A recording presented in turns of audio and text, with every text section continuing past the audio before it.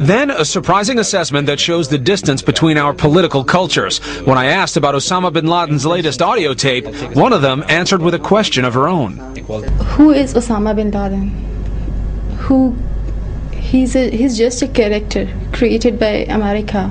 Well, actually, 98% of Pakistan would probably follow along the same line. They believe that Osama is basically a CIA agent who is working undercover to put a bad image of Islam.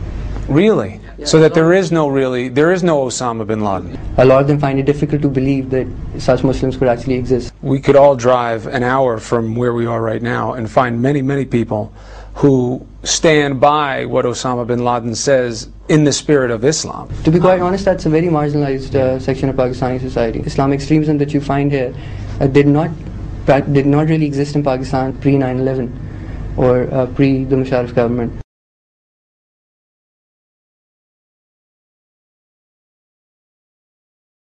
Really? So that there is no Osama bin Laden?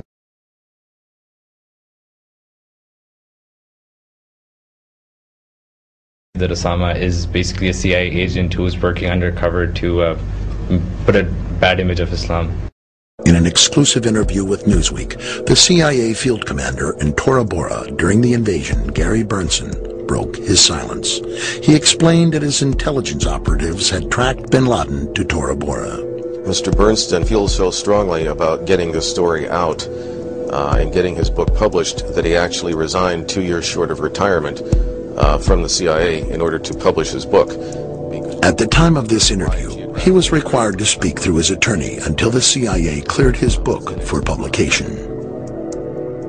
At various points in time, they did have, to my understanding, definitive intelligence as to his general location within Tora Bora. I can't go into detail as to the actual sources of the intelligence and the collection methods because those remain classified. However, we had Osama bin Laden essentially cornered in Tora Bora, and for whatever reasons, we did not do what was necessary in order to ensure that he did not escape. Of course we're after Saddam Hussein, bin Laden. He's isolated. He's just a character created by America. According to investigative reporter Seymour Hersh, the Bush administration with Saudi Arabia is secretly funding radical Sunni groups, some with ties to Al-Qaeda, to counter Shia groups backed by Iran.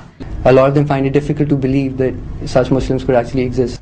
There is also no evidence that bin Laden used the term Al-Qaeda to refer to the name of a group until after September the 11th, when he realized that this was the term the Americans had given him.